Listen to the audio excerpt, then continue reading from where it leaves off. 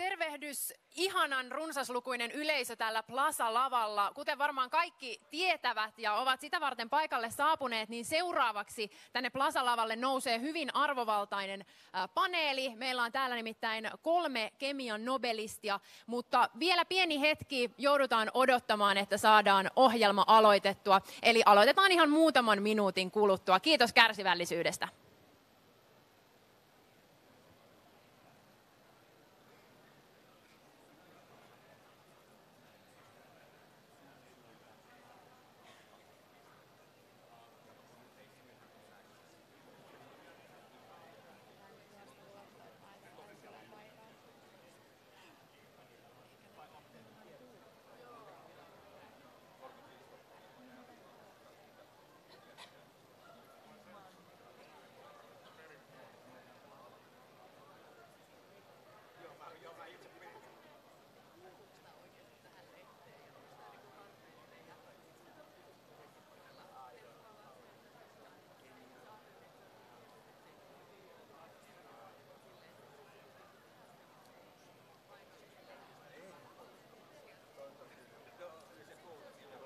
Se voi lähteä helposti kiertää, kun se on tuon kaiuttimen onko sulla pois päältä? Ei.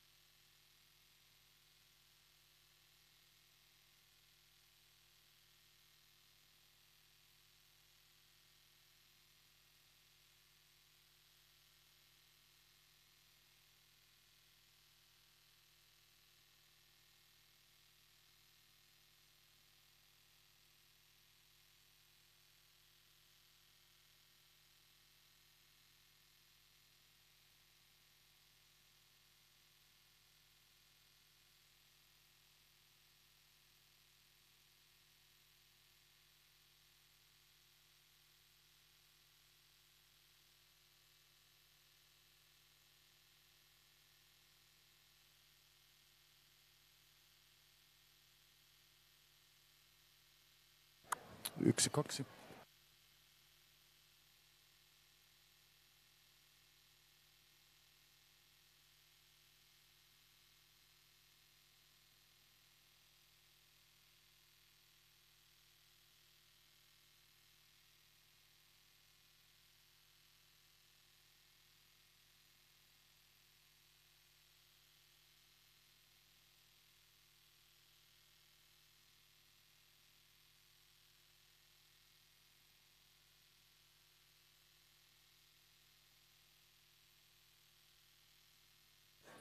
Yksi, kaksi.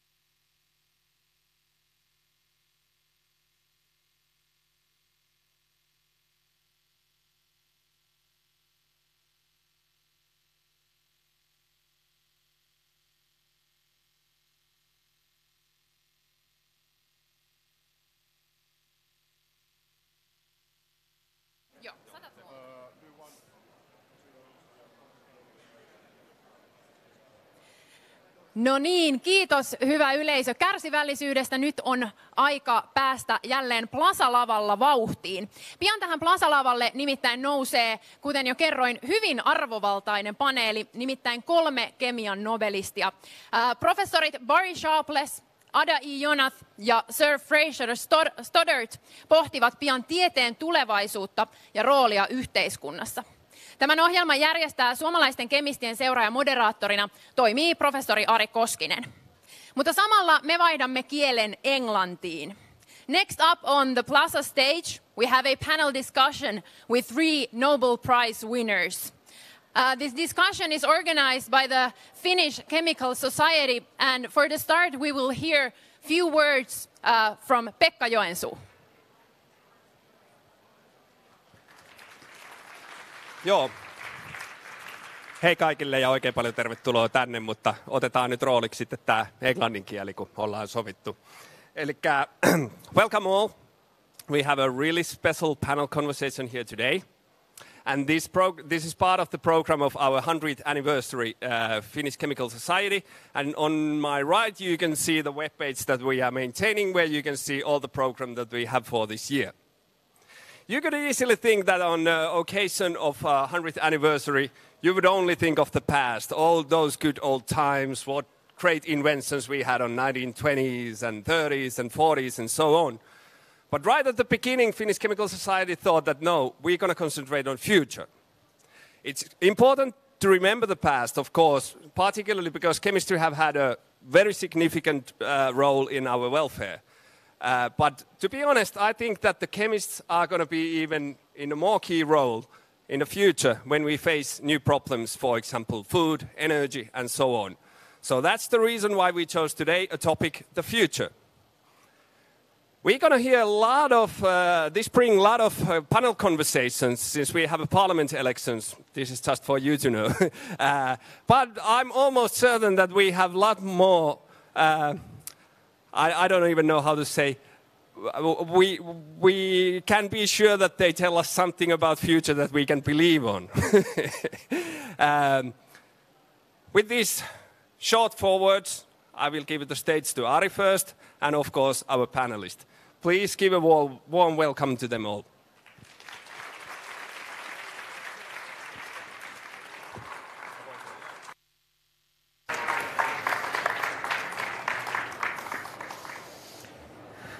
Oops. Okay, good. Good late morning, everybody. I'm Ari Koskinen, and please be seated here. And I'm very honored to be hosting this discussion session. And while they are being seated here, I'm actually not going to introduce them as in an academic situation. The introductions will be done during the lectures. What I'm going to say is I'm going to say a few words of where my path has crossed with their paths. And I'm going to start with the probably the latest one that I've met, which was a long time ago, already in 1994, Barry Sharpless. We met at the Nobel Symposium in Stockholm. I think that was the first time. Before Barry, I had met Ada in 1992 in a Bürgenstock meeting. And the first encounter I remember of Sir Fraser Stoddart is from 1986. You gave a talk in an MDL, Molecular Design Limited, user group meeting in London.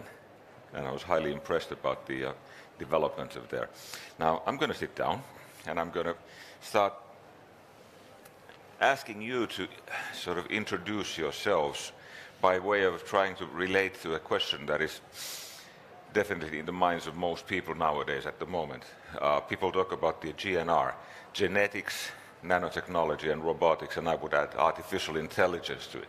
How do you feel the future will be like this? Because everybody's saying that these are the big things that will change the future within the next 20 years or 30 years or so.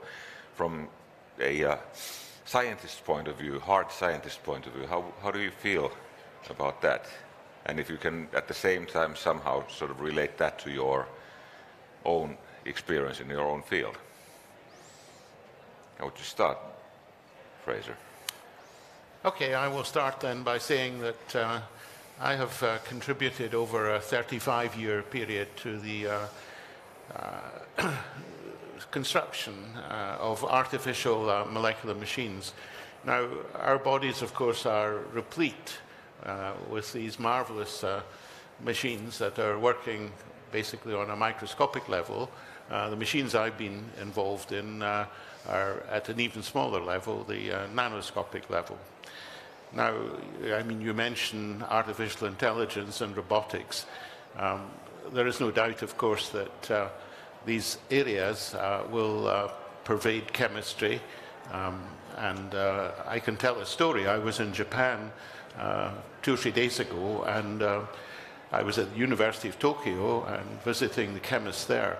And they were a little bit down at the prospect of young people not taking up chemistry. And they showed me a linear graph where at one end there were chemists who they didn't feel were the young people turning up in big numbers. And then at the other end, there were robotics, there was AI, artificial intelligence, and a few other things. And I made the point that the way to perhaps sell the chemistry to the young people who were very much attracted towards the robotics and the other activities would be to introduce the robotics into chemistry.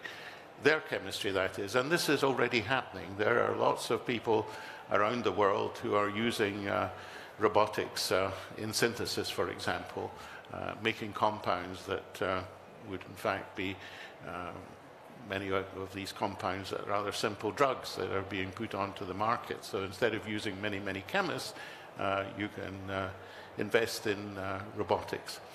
But having said that, I'm not totally convinced that the future of chemistry as a discipline is going to be, as it were, totally hinged on developments in artificial intelligence or robotics. The point about chemistry is it is a hugely broad church. It is everything that we do and see in life. We are all about chemistry, the air we breathe, the chemistry, the seats we sit on, the floors we walk on, the cars we drive, whatever. And so let's not put ourselves into pigeonholes.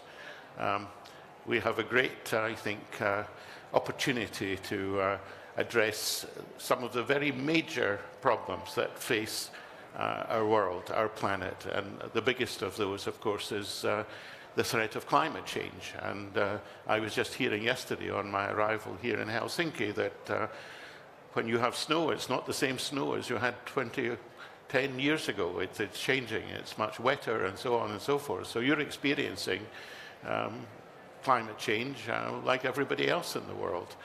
And I mean, the very sad thing is that we have very, very few of our politicians who are taking on board the seriousness of this situation.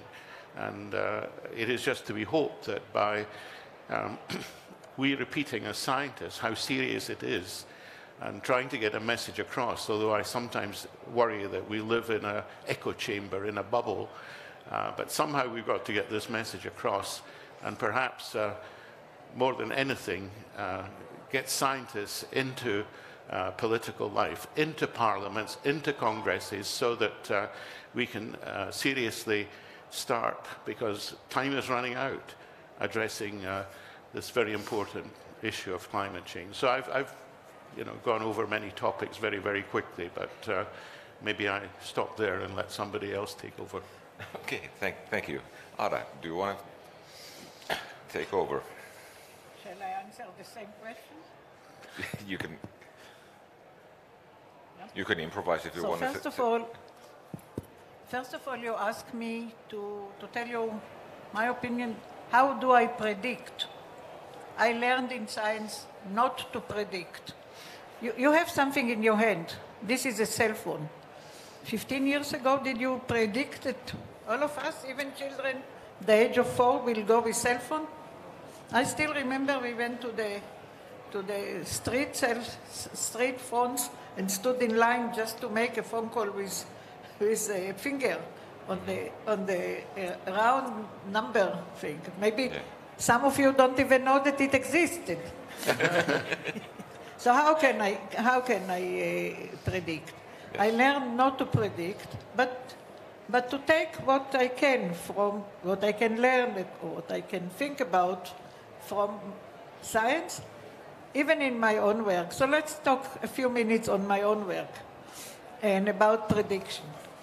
So there is a process that happens in all of us, in all living cells, from bacteria to elephants. And this is reading the genetic instructions and making proteins according. Proteins are the workers of every cell, doing almost, not all, but almost all what a cell needs or organism needs for life. Like seeing, breathing, digestion in human. It was known that these workers work according to the sequence of their components, and this is written in the instructions in the genetic code, in what we call genes. So each protein has a gene. It was known, but not how. Not how is it known. And it's, of course, very interesting how is it known. I can give you an example how clever this machine is. It has to make the bonds between the components. It can make up to 40 bonds in 1 second.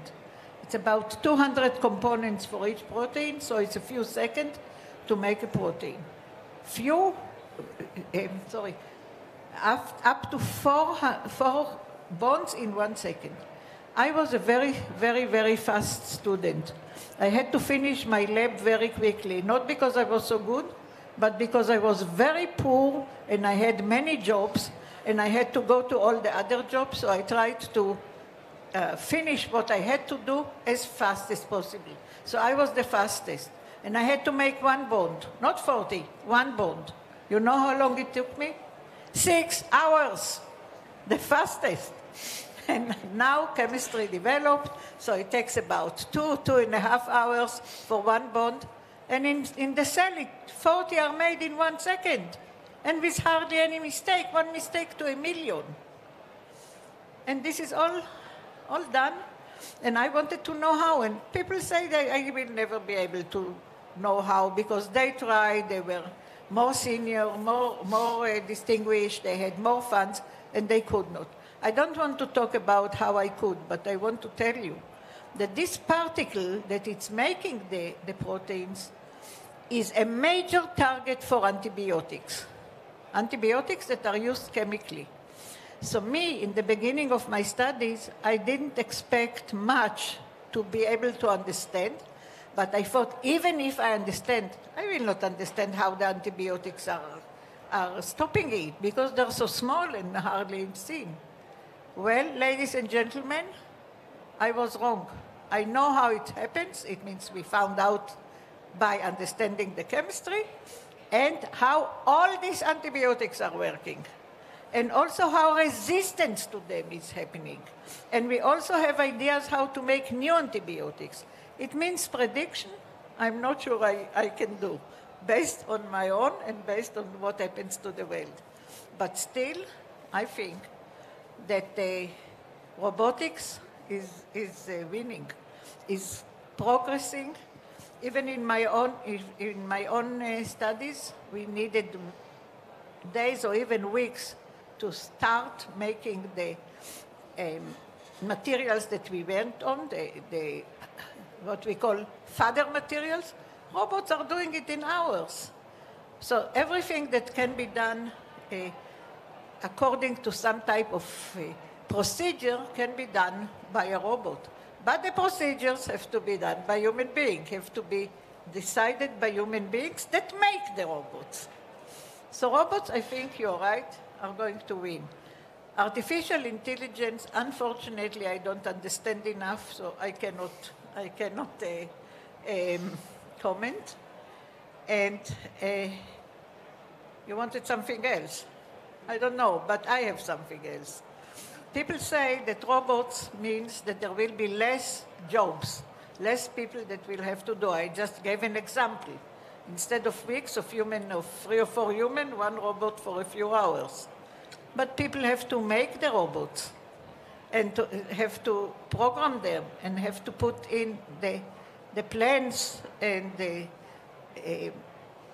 procedures and the ideas. And for this will not be replaced. People will always be needed, and thinking and devotion are the key words. So thank you. I hope that I didn't bother you and bore you. Thank you, Ada. Barry. Okay, well, it's a hard one for me. If I could say something really good, even if I maybe do it, I don't think you'll be able to understand me because I can't seem to speak in a straight line. But what I do is absorb everything I could about chemistry after I started. I just had almost photographic memory, and I just took in, I loved the elements, I put them together and saw that they had different personalities. I feel like I can think like a molecule. And, but I know I'm smart enough to know that's a ridiculous thing. Statistical mechanics denies that. But still, I look down there at everything that's flying by me, acids, bases. I really got to know all these things. And I don't think life is the most complex thing in this universe that we know exists right now, as far as we've come to this point. I mean, nuclear fusion is fine, but it's going on at 20 million degrees Kelvin, and down here we're just almost freezing to death, and yet we've got this incredibly exotic thing, and it controls its oxygen level. I'm with Lovelace and Margulis. I'm not worried too much. I mean, man is like unmitigated arrogance of humanity is amazing to me. And so I don't really think we have quite what we think we have here, but let's worry about the way. What can we do with the genome? It's great to know it. Maybe it's great to have it to your use, and everybody would find. I love it for evolutionary reasons, because evolution is the thing I got interested in first, and chemistry doesn't get in the way of my interest in evolution. That's good, because I wouldn't be a chemist if it did. So what I'm trying to say is that it's machines. I can't imagine any contest between biology or evolution and a machine. I wouldn't give you much hope for the machine, I'll tell you that. So I don't think we need machines so much. I can do what I do in a garage myself, because I developed the chemistry to be perfect. I don't need to do much analysis. I'm trying to make bonds, and the bonds that I make should be a few, and then I try the molecule. Is it going to be a better glue, a better lubricant, a better drug? I just need to know some function. I'm not interested in structures or anything. I'm only interested in the function of the molecule. So I'm not going to go more than a few steps. I'm very impatient. I needed speed. So finally, after I get so old I can't hardly think straight, I got the speed now. We got 2 perfect reactions, and a new one just came. So if you look for perfect reactions, that means you can't stop them on this planet. That's bad news for life. Life wants reversible. We have to eat, we all eat parts of each other. The grass can eat us if we're dead there, and we eat the grass. But, we're all the same thing. And we need those parts to come back. Otherwise, we'd have a crash. There's too many complicated parts. You can't throw them away and make them each time. But with chemistry that's really click, you don't have to think about it. You can make that bond without question. And that's all we can do. We can't take it apart. That's part of the problem with the click. It's not coming back. But we can make something happen in the universe of life. We can get a phenotype, they would say, where you modulate what's going to happen in your body by making a bond right to the protein sometimes, or making a bond click right in the hole. So that's the way I see us as influencing life. We're such large creatures, and we're so slow. Molecules are moving at 10 to the 9th times faster, and we're about like the size of a planet trying to move a grain of sand. It's ridiculous. So that's the way I look at chemistry. I know the chemistry is everything on this earth. It's all about electrons. There's nothing down here without its electrons. All the nuclei have their electrons.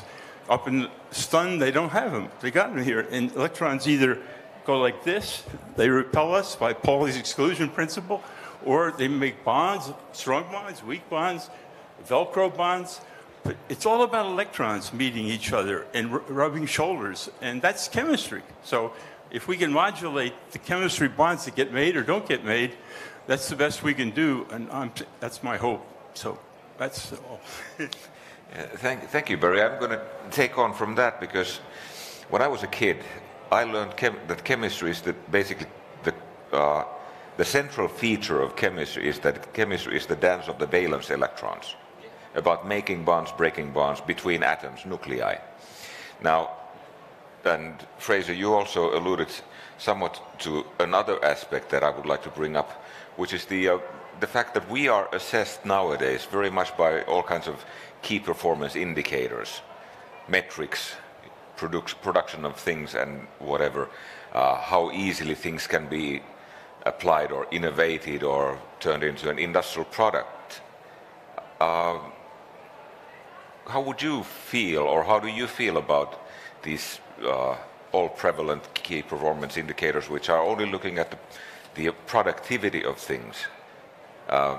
Vis-a-vis, are you afraid, or do you feel the same way I feel, that the basic science is being sacrificed at the same time when the innovations are being produced?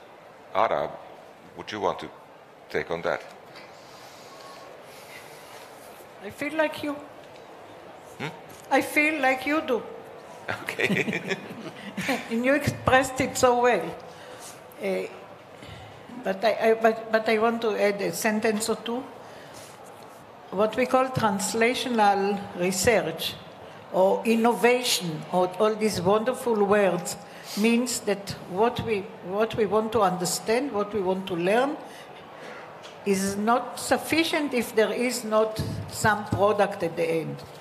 So the product is the driving force. And I think that this is okay if you want only to produce. But if you think about knowledge and future, this is a disturbing and limiting. Because once there is a product, finish. That's it. The research is done. I wanted to make this table to be more, let's say, more dynamic. The minute it becomes dynamic, I find a way to do it, I finished. Or a better therapeutic, or better stone, or better piece of material, or even understand climate change. The minute this is done, it's done. From the other point, basic science, you never know where it takes you. Actually, when it doesn't take you to what you thought, this is the interesting part, and this is what develops, and this is what can give the ideas for next and next and next. One is to have more patience and less indicators that something can be done, but much more knowledge and much more understanding and better ideas, or more ideas, I don't know, better or worse, but more ideas and more future. And many, many times, also for me, I wanted to go this way to get my result, but I could not. Something happened, and I had to go this way, and then this way, and that way, and all this, that. This is what gave me the knowledge that I wouldn't get otherwise, and the whole world. And I can tell you again an example of my own. My samples were damaged by the Röntgen ray that I used, the X-ray that I used was damaged worse than any other damage. We found a way to fight with it. I can talk about it later or not talk at all. But the number of structures that were available when it happened to us in the whole world were about 100, maybe 120. And now there are 87,000 structures, most of them important biochemically, medically, and new materials, like for your cell phone, that were done by the way we learned to bypass our problem. So if I had to work only for a product, I would be gone, and you wouldn't invite me here. Thank you. Okay, Barry? As I said, I know we love to see things, pictures of our loved ones and our dogs, and they're sitting still.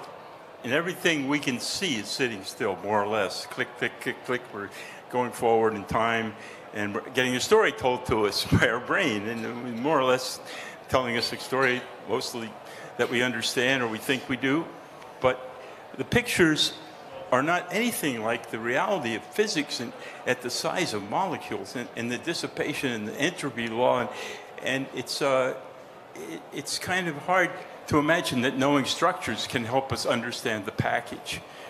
I just never see that coming in life. It's the emergent property of life, and it's marvelous that it is. I just feel the microorganisms, they're still running the planet. They make the oxygen out in the ocean, about 80% of it. And that was like a horrible decision in the beginning. Can you imagine how popular they were when they started making oxygen? But they could do it because they were at the top and they're just toasting it away into the atmosphere. And eventually, I mean, it's really amazing what life has been able to do on this planet. I don't see us as having done that much, really. I mean, it's a miracle what life is. It runs the atmosphere. It keeps things going pretty well. And I would count on letting life, I need to ask the right question. That's what I should say. The right question. Life will tell you, she'll throw things. And in fact, the periodic table is ready to throw discoveries at you if you ask the right question. I found that over and over again.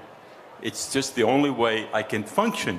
And I don't, they're not major, I'm not knowing what I'm going to find, but I don't have to know.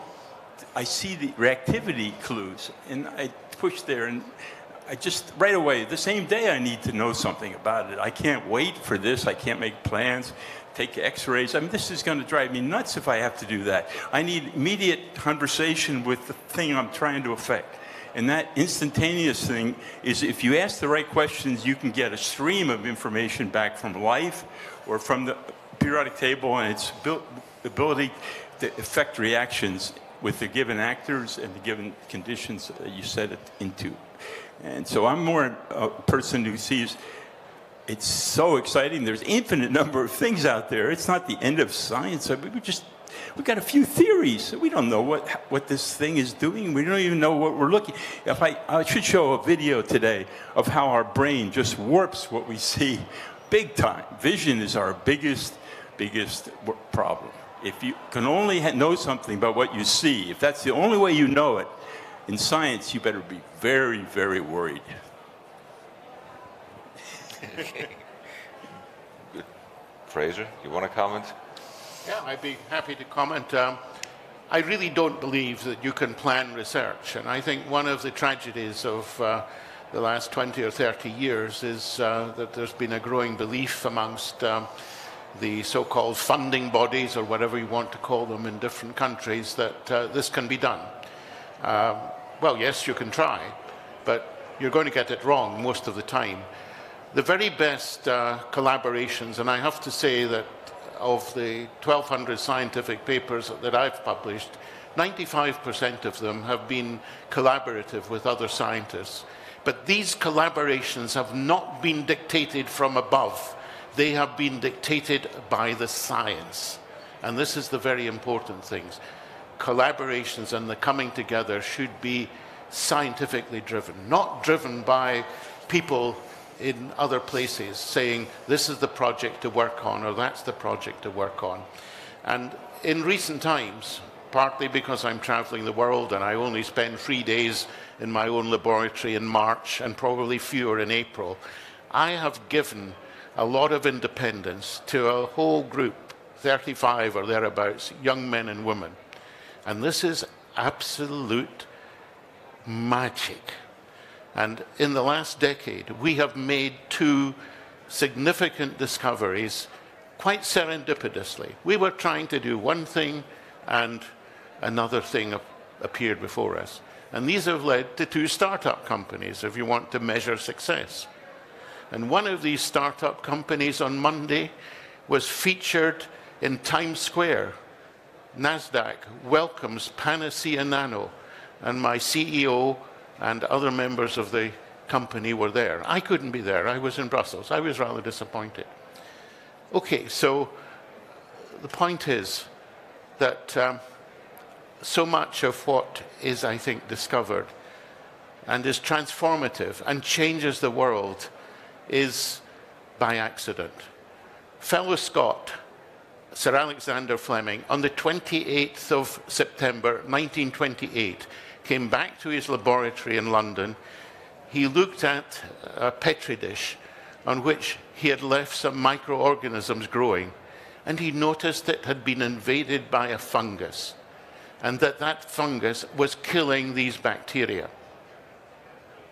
The result of that, after 20, 30 years, a war got in the way and other people had to become involved, is that penicillin came into our lives and many other antibiotics. And the fact of the matter is, as we go around this room, 2/3 of us would not be here if we went back 100 years, because we would have been nipped out of our lives as young children. And so there are many, many examples of these chance discoveries. Most of my scientific career has been built on serendipity, chance discoveries. And the whole idea that you can plan research is just total craziness. And the advent of all these KPIs, key performance indicators, I think, is a sad situation. And I think many of my generation have been prepared as maybe not the best scientists to go along with the politicians and bring in all this nonsense, waste a huge amount of money that could be actually invested in people, not in the projects that are dreamt up that we feel we should be studying. So I would be much happier to have much more freedom. I call it academic freedom, and I think the outcome would be even better than it is today in return for the investment. We should be investing in people, not in projects. If we invest in people, then if we pick our people properly, and there's ways to do this, then it is sheer magic. And that's what I'm doing. I'm creating laboratories in China, in New South Wales, and I'm putting people that I consider to be top-notch in these laboratories. And I'm leaving them with the total freedom to express their creativity and originality. I'm providing the resource. One of them in Australia is studying the origin of life. Another one of his colleagues, how to make more efficient batteries. So very, very different topics as a sort of general theme. But it will be the serendipitous discoveries that these people make that will be transformative and will change the world. Very good, thank you. Very insightful ideas. And Barry, I'm going to take something from you. I'm going to go on thin ice. This is completely out of the choreography. I was not going to ask anything like this, but you just, it's so tempting. About 100 years ago, at the Cambridge University, there was this Society for Heretics. And J.B. Haldane gave a famous talk there where he was saying that there are a few things that need to be resolved before long. And these were things like related to food production, related to how hereditary things progress, how energy will be produced and things like this. And these were all, they have been sort of solved mainly through chemistry. But then there was one thing that was left, and that is still, I think, unsolved, and that's consciousness. Now, if you think about, there are people like Ray Kurzweil, for instance, who are saying that this is just pure mechanics. I don't believe it. Do you believe it? Is it pure mechanics, or is it something related to chemistry? I don't know. I think it's consciousness. To me, I know Crick really had tremendous interest in that at the end. And to me, consciousness is what I would say a dog. Dogs and animals have as much consciousness as I. They get excited. It's hard to talk them down when they're really excited, right? I mean, they're alive. They're just alive like we are. They don't keep books and records. That's all. Consciousness is just all this thing that a brain can launch up in a central nervous system, and I don't know. It's got to be. It's physics and chemistry. That's all it is. It's certainly not from. Imagine God getting through the nuclear fusion process at up to 100 billion degrees. I mean, how is a God going to get through that part of the creation? We all came through that, you know. That's where we got our elements down here. Anyway, so I don't know. Consciousness is part of this physical thing with dissipation of entropy. I mean, entropy, second law, is forcing energy to be dissipated as fast as possible within constraints. And life is good as that. Two ways. Life is very, very aggressive in finding new niches. And number two is that banned constraints. If you want to see constraints, you go in there and look at some of these biological mechanisms. They got constraints coming out their ears there. So you can keep doing constraint improvement forever on life systems. But it's mainly the second law that's driving us. We're a river that flows uphill. Life is a river that flows uphill. But we've got the privileges. We got big energy gradients in our zone of the universe. We got the sun, for one, is everything. But it's bleeding it out, and it's going to get bigger. Right. And then consciousness is going to have to serve us really better, because how can we help eat the sun once we get to a certain level? Life is using that energy now. That's why we keep the Earth in the liquid water range. That's life's job, is to keep the water in the liquid range. You could look at it that way. It's a game between the sun and life. Venus lost the game, I think. She didn't get oxygen up soon enough. She could have had the same thing we did. That's all nonsense, of course, but people like to speculate, because we could be boiling now, too. I know, consciousness, we have so much respect for and love for our consciousness, but I swear animals seem to have as much consciousness as we do. They don't know they exist, maybe, in the way that we think we know. But what do we know? We're not understanding life at all. Ara, do you want to comment? You say that animals may have as much consciousness as us? What? This is what you say, that animals have as much consciousness as we do? No, we're just an ensemble we're an energy dissipating organism that's very interlocked, and you have to have a brain to do that. You can't do it with electrical discharge, right? Well, I think that you are right, but rice, you know what is rice, what we eat? Has at least as much consciousness as we have as human beings. You know that they have almost 3 times as many genes as we do? There is a question about the exact number, but 3 times as many. It's between 20 to 30,000. Rice that we eat is at least as conscious as we have. Because when we are hungry, we go to the fridge or to the store or to the restaurant and we buy what we need and eat what we need. Rice cannot. When rice is hungry, it has to wait until something will happen in the rain or in whatever human give it. When there is an enemy and tries to get on us, we can run away. Rice cannot. When there is wind, rice cannot. Still, rice exists because it has what we can call consciousness in order to act according to the outside, to the world stimuli or to the world problems or crises. So it's difficult to decide what is it and to give it to anything except for chemistry. Whatever happens in the rice can be explained in chemical terms, and this is what happened. But now I have a question to you. You talked about consciousness, whether it's chemical or chemistry process. How about love? Love? Love. Pure chemistry. He answered. Have you ever looked at Bénard cells? You know, those dissipative structures that you get from a thin layer of oil on a metal sheet, and they become hexagon. The sun actually radiates its whole thing of Bénard cells, about twice the size of the Earth, each one, or half the size. And they're radiating this energy out in hexag. And these Bénard cells are really amazing. They go from being invisible at convection, just the fusion level of energy transfer. Suddenly, the heat's too much. You have to go to another regime. It just pops into something a centimeter size, and you can see these hexagons. You can see the flow. Here we come from the agitation of Brownian motion, those scale and speed, up to something we can see. This is physics, just alone. Physics has its own creatures.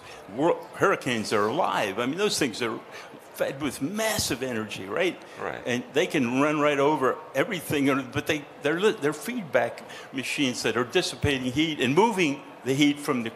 You have to always move your heat from your equator to your pole when you're a planet or an object that's in space in the sun.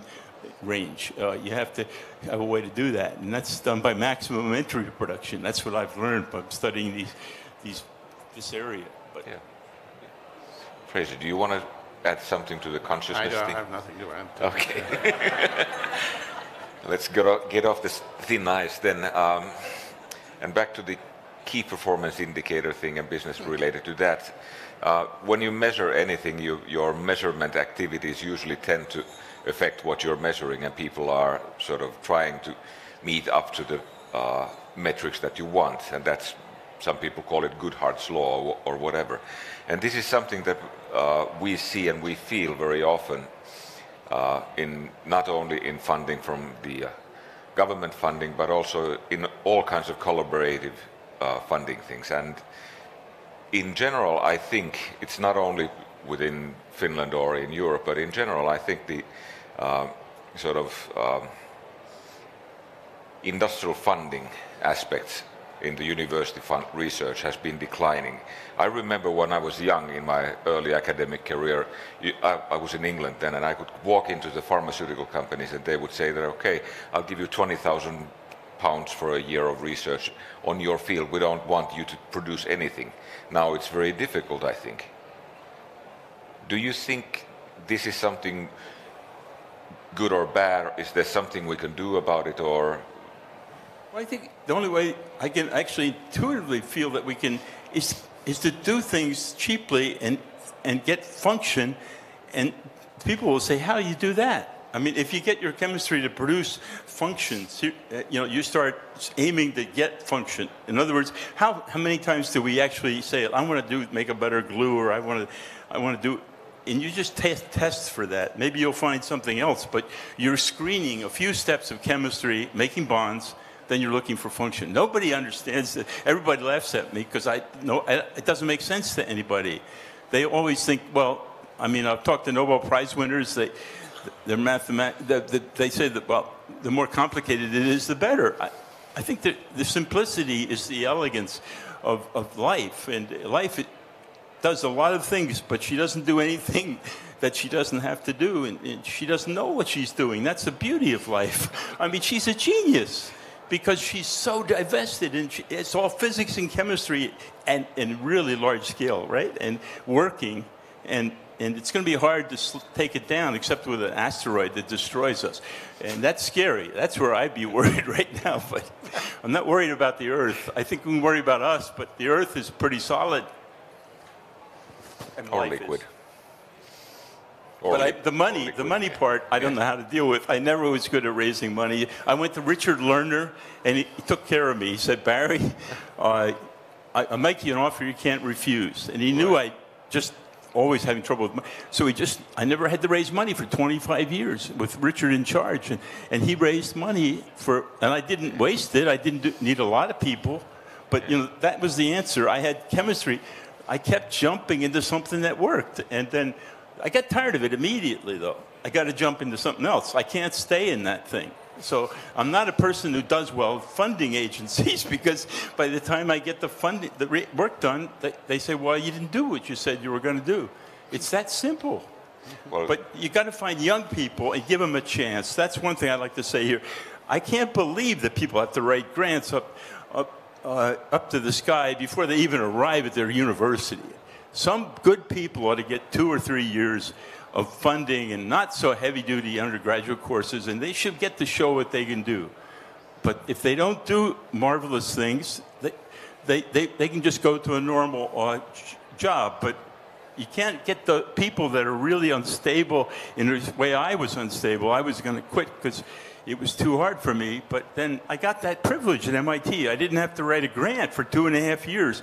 And finally the chairman came down and said to me, he's my best friend, Julian Birchall, he said, Barry, you're a scuba diver. You were even out. I was near the Andrea Doria the day it went down, but we were about 30 miles away, so we couldn't go with our ship to help, a fishing boat. He said, so you can either go, I've heard them not recovered the safe yet on the Andrea Doria, so you can go and try to get the safe on the Andrea Doria, or you can write an NIH grant. That's the way he told me I should write a grant. But that was 2.5 years. Yeah. What do you think of that? That's very good. But you have been lucky because you have been following what Bob Woodward said once. Whatever you do in your life, figure out what you want to do and then find out who's going to pay for it. Yeah, I know. But the thing is, you have to do it before and then do the next thing. That's the only way I can do it. And I was lucky. I got the chance. I wouldn't have gotten my first kick if it weren't for MIT's extreme generosity to young people, not just me. Right. So I had also many problems in raising money. Actually, I had many problems in convincing the world, the scientific world, and myself that my project will work. But when I had, after 4 years of work, I had a very little proof. Let me talk in numbers. I had 12 points out of the 2 million that I needed. I had the guts to ask for funding. Until then, I had nothing. I asked for NIH, the National Institute of Health in Bethesda in the United States, and I sent them the paper, the 2 pages paper that talked about my 12 points. And they decided that it's worth investing in this project, but on a different path than the normal one. They call it the risky path, and I was the risk.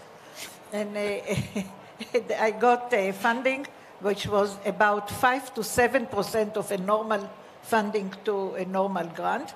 But it didn't matter. For me, it was sufficient, and I was really happy that I got it. 20 years later, when we got the result and we understood how genetic code is being translated, NIH went to the White House and announced to the president that this is the year of the ribosome. Actually, this is the year of the risk year. So this also works this way.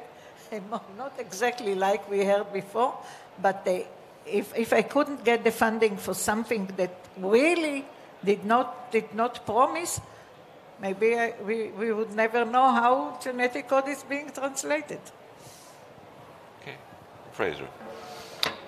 Well, my experience in coming into research is maybe a little bit different from what Ada and Barry have spoken about. I returned from Canada, full of the joys of doing research to the University of Sheffield, to find that I had walked into a very unpleasant situation. There was still the remnants of a hierarchical system with 4 senior people warring with each other morning, noon, and night. And I was under one of these people, and it made life absolute hell on earth. And I survived one way or another, doing as much as I could with as little as possible, because one of the games of these senior people was to starve the young people of resource. And so come 1978, after 8 years, I moved with the support of some key people in the United States, including the late Don Cram, who's a Nobel laureate in 1987. I moved into industry with the full expectation that I would stay there. I went to the ICI corporate laboratory in Runcorn. And out of that unpleasant experience during 8 years in the chemistry department at the University of Sheffield, I was so fortunate. It was transformative to be in this environment where people supported each other, and it was full of young scientists who could not at that stage get professorships or lectureships in Britain. So it was just absolute magic. And it was there that I discovered, after a period of time, that if I took a weed killer, paraquat, I could start building artificial shuttles, switches, and machines. And so it was from that experience, a bad one in academia, to a great one in a company, that I was able to come back into academia. I was forced to come back into academia because this ICI corporate laboratory, in common with many around the world, closed down. And very shortly afterwards, ICI was no more. So my vision of escaping from academia, which had just been absolute hell on earth, my wife had to give me my briefcase every morning and say, you've got to go to that place whether you want to or not, because we have 2 young daughters and we have to feed them. It was as bad as that. When I came back into the department, I was a much stronger person. So I decided to take the system on, and I found that you couldn't do it by going to the top of the university. So I wrote to the Times of London, to the Manchester Guardian, to the Telegraph, and they published my comments about a system that I said, they complain about lack of funding, but it is the corruption in the system that we should really be addressing. And so the next decade, I was the most unpopular, I guess, at least chemist in the country. And at the end of it, I got the call, which was a quite different thing from anybody else in the country, to go to the University of Birmingham and save their chemistry department. And I took up that challenge, having been given a good lot of money by the then Vice-Chancellor to do that job. And so the first 20 years were, one way and another, a huge struggle. Thereafter, things came much more easily.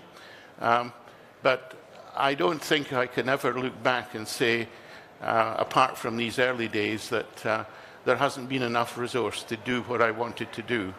And I do want to come back to a point that was made about simplicity. The 2 startup companies I have got are based on one-step synthesis. And these one-step synthesis lead to emergent properties. So this is a situation where the bits and pieces that you take to make something, the something that you get has properties that don't relate to the bits and pieces. And so this is just sheer magic. We have a new way of isolating gold that will not have to use cyanide or mercury. The world needs this like no tomorrow. And we've also got a product that has applications, and I will be distributing some samples around today, which are actually skincare products, but it is much broader than that. Apart from personal care, home care, food, pharmaceuticals, petrochemicals, you name it. This company that, as I say, was featured in Times Square on Monday, in the words of the CEO, could be bigger than Google. Now, maybe he's overstating it, but this is based on just sheer simplicity and based on a serendipitous discovery by a postdoc working in the lab in 2010. Completely serendipitous. It was not planned, it just happened. We just got it presented in front of us. Good, thank you. I think we are approaching lunchtime, but before we go for lunch, I would need a little bit of help from you. Last week, the Finnish news came out with the statistics of entry levels into the universities, and chemistry was doing very, very poorly. And this, I understand, is not, again, it's not only a Finnish problem, it seems to be a worldwide problem that chemistry is doing very, very poorly. Looking into the future is impossible. But then, like Ada, you mentioned something about my phone. In 1992, when I first saw you in Bergenstock, I didn't have a mobile phone because they didn't exist. The following year, 1993, I remember I was the first person to buy a mobile phone at the University of Oulu, where I was then. So these things are really, really new. So with your experience from the past, if you can cast that upwards and see what would be the important, or what could be the important things, why young people should study chemistry, and what should they be looking for in chemistry?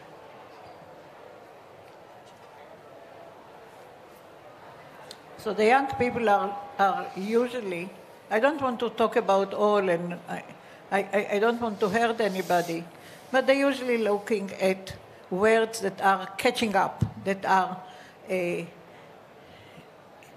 used by what they think is very important or very innovative. Innovation actually is one of these words. Just call chemistry another word, another name. One of the catching, very catching, is ecology. Because now, at least recently, we saw how much plastic is at the bottom of the oceans and how bad it is. Just call it new materials instead of plastics, or ecological problems, or keep the world, or I can come up with several names, and I'm sure that there are better names that better people will come up. Just don't call it chemistry. I already heard about a university that calls it engineering for future materials. We're all in ecology, physics, everybody. We've got these disciplines from the Middle Ages, but everything relates to function. And function is the ecology that we like going forward, but it's also Earth's ecology going forward. It's physics, math, anything you want to say is about ecology, really. That's the applied science of the Earth. And we don't see it that way. The guys that I know that are smart as theoretical physicists are in departments of ecology. They have this non-equilibrium thermodynamics, and they're really, really geniuses. And they don't mind being in the department of ecology. That's pretty hard for a physicist to do, usually. You won't find many who'll do that. So we chemists should infiltrate all the other departments.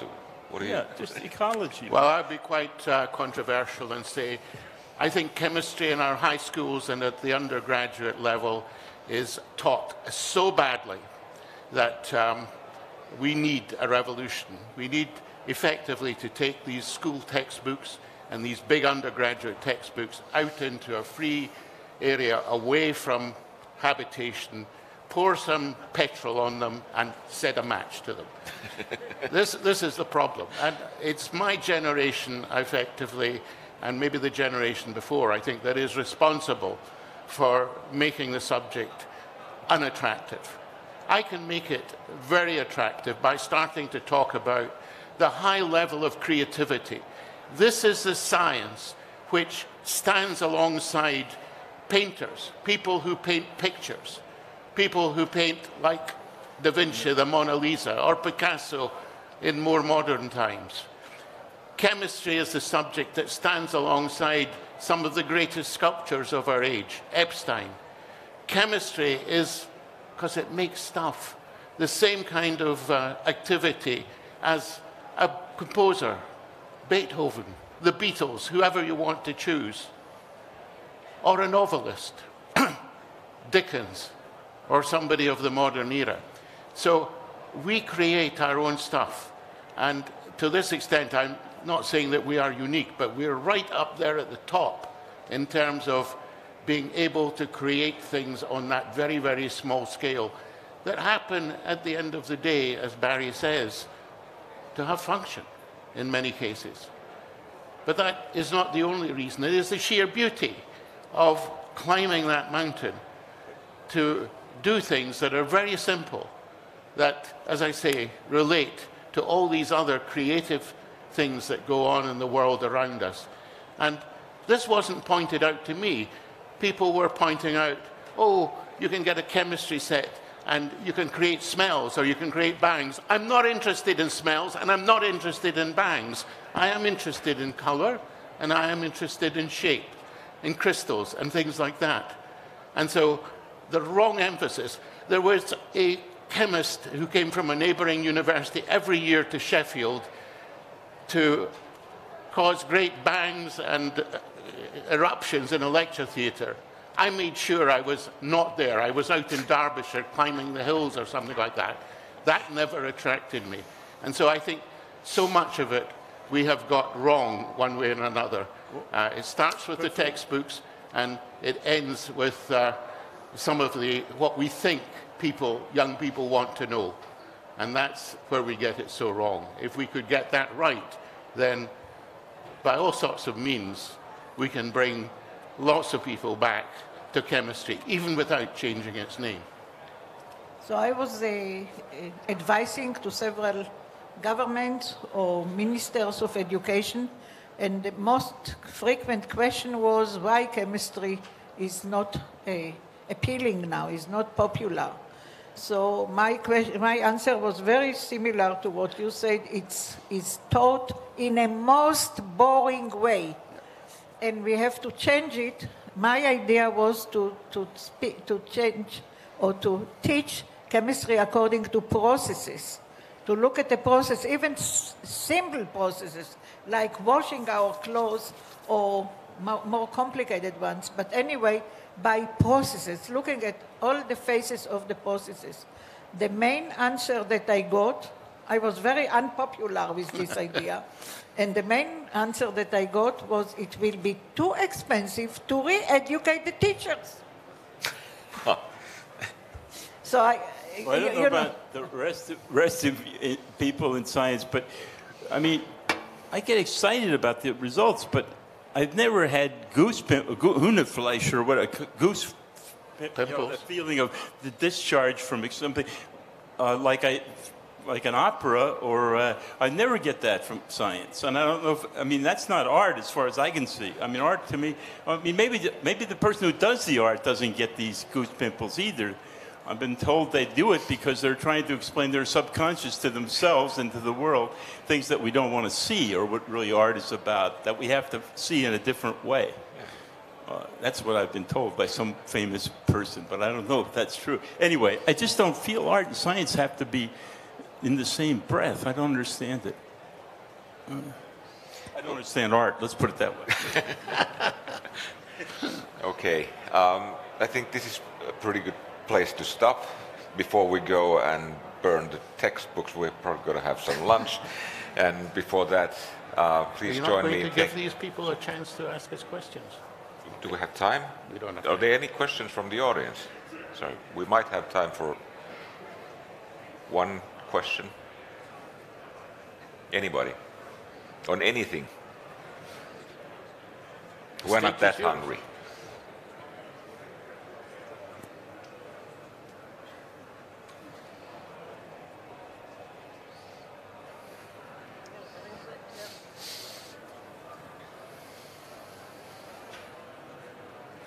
We found a question. Please tell who you are and then present your question. I'm Georgi Popov from the University of Helsinki. I'm a PhD student in chemistry.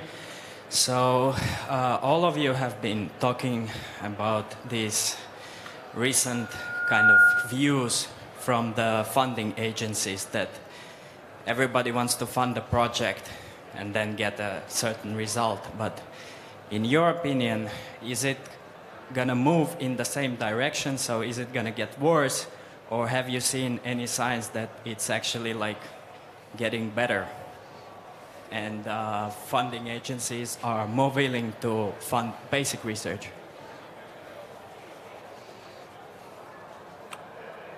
I don't see any tendency, and in that circumstance, I would like to think, and this is just a dream on my part, that one or both of my startup companies will be as successful as my CEO is claiming, as big as Google. If this is the case, it will not be to make Fraser Stoddart rich.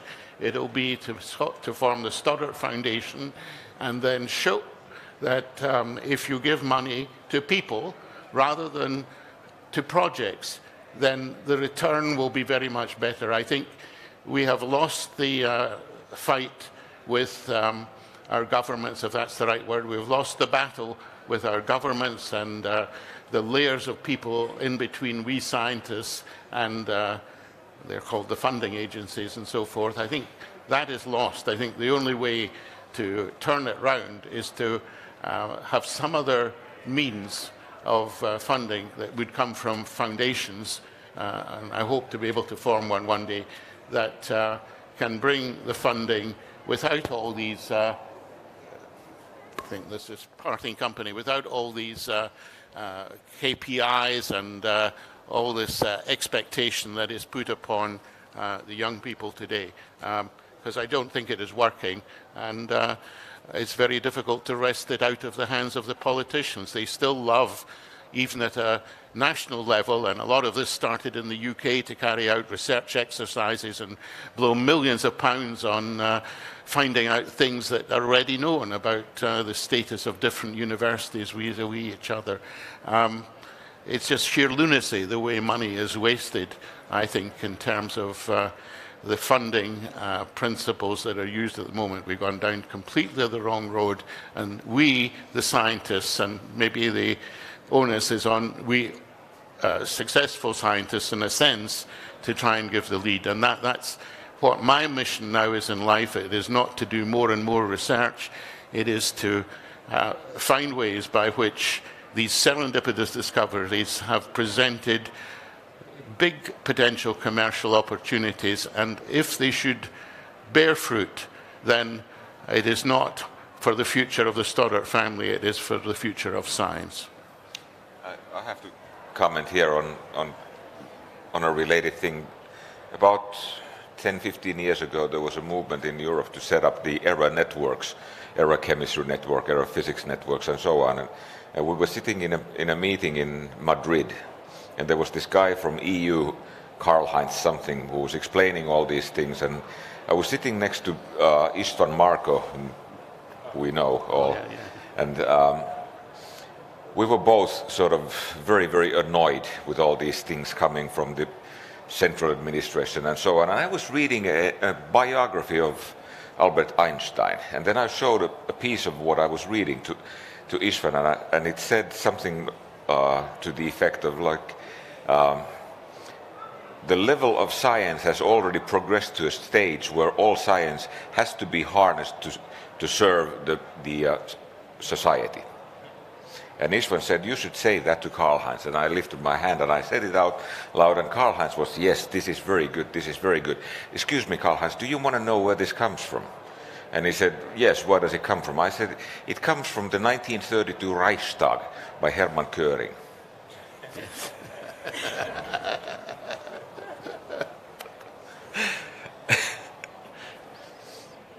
Okay, any more questions or any more answers?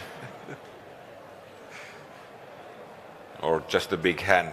Let's give a big hand to our speaker today.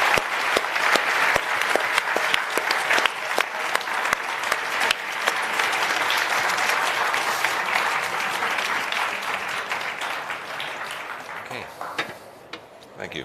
At this point, thank you so much for sharing this very interesting discussion with us. Ja yleisö, kiitos paljon saapumisesta paikalle. Muistutus tässä kohtaa siitä, että nobelistithan jatkavat 2 sitten tuolla seminaarihuone 103. Puhetta hyvin mielenkiintoisista asioista, eli jos ja kun nobelistien seura kiinnostaa, niin kannattaa kello 2 suunnata sinne. Samoin 2 meillä jatkuu tällä lavalla, Plaza-lavalla ohjelma, kello 3 jatkuu Plaza-lavalla ohjelma. Silloin tutustutaan ja sukelletaan paremmin muovin maailmaan. Kiitos teille ja mukavaa päivää.